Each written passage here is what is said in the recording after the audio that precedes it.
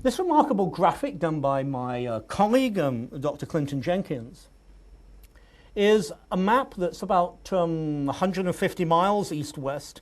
The big black area, the embayment, is Guanabara Bay. The city of Rio de Janeiro is off to the left.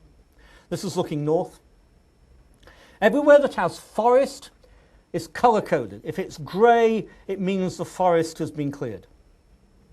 And then if there is forest, it's color-coded by how many species are found there.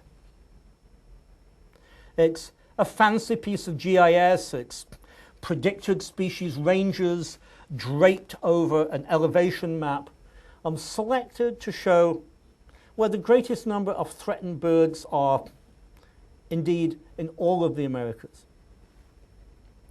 And you can see that at the eastern end of this image, at the right-hand end of the image, there are some red areas. There are some areas of isolated patches of forest which contain very large numbers of species threatened with extinction.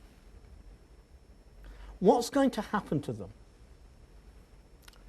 Well, for more than a decade, my research group has been working with Dr. Tom Lovejoy, who was a 2001 Tyler Prize recipient, along with Jared Diamond, who is another very close collaborator.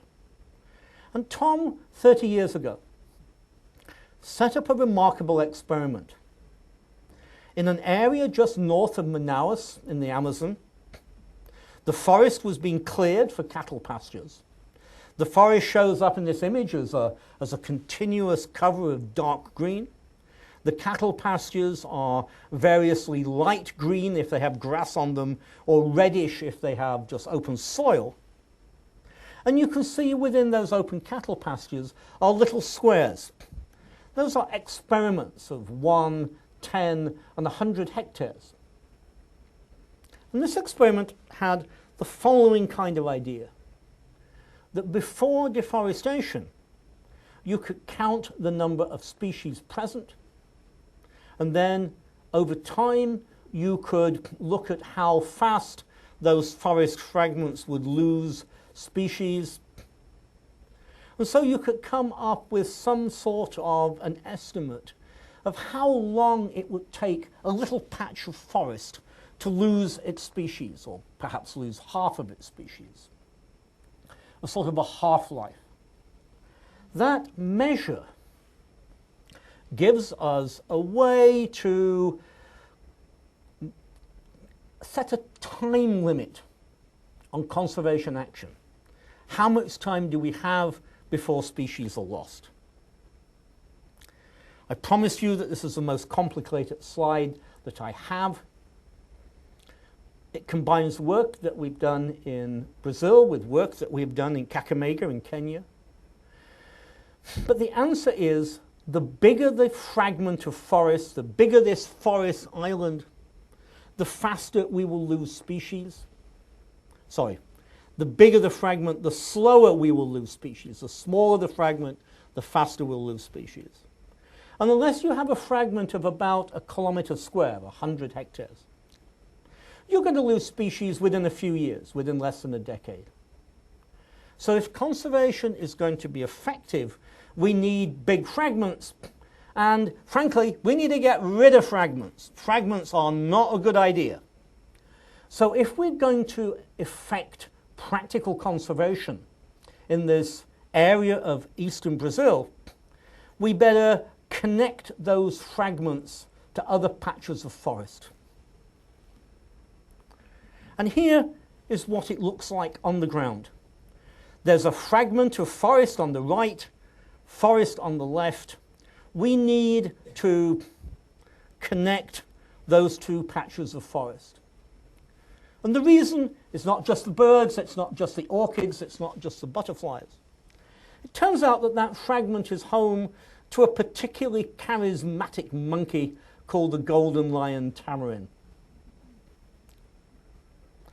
And what golden lion tamarins want to do on a Saturday night is probably not unlike what most of the young people here in the audience, perhaps not so young people in the audience, want to do on a Saturday night, which is to find somebody of the opposite sex so that in time they can go forth and multiply.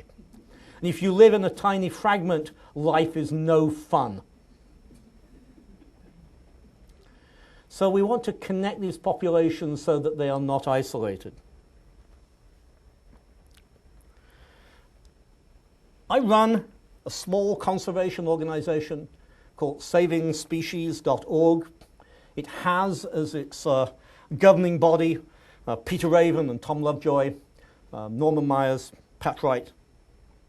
And we act as a Zagat's guide to conservation action, looking at the conservation projects done by small local groups.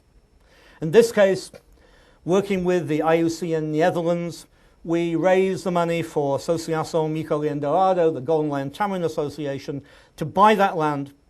And there are a bunch of Brazilian school children planting trees, so that in time those Golden Lion Tamarins over here can go and meet the Golden Lion Tamarins over there and be happy. I want to talk about another story.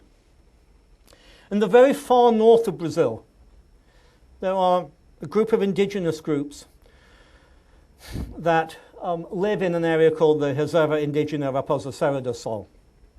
This is way, way north in Brazil. Most of the time we're not sure, unless we look at our GPS, whether we're in Brazil or Guyana or Venezuela. These Indians were under threat from rice growers from the outside. The rice growers said, "We understand you own the land around your village, but you don't own the forest. Prove to us that you own the forest." And these indigenous groups did prove that they owned all of the forest, so that the rice growers were eventually evicted in a historic landmark decision in Brazil that gave considerable rights to indigenous people. How did these indigenous groups become, quite literally, masters of all they surveyed? Well, living in communities that have not much more by way of technology than a machete, you will notice that these wonderful young men and women are all holding something up in their hand. It's a GPS. And my graduate student, that's this blonde chap at the back, working with the lay Catholic mission, this is one of their lay preachers. We trained them how to use a GPS. And so that when they went hunting and fishing and collecting medicinal plants, they could work out where they went. And we could come back and collect that information, and we could mark it on our satellite imagery. And they literally became masters of all they surveyed.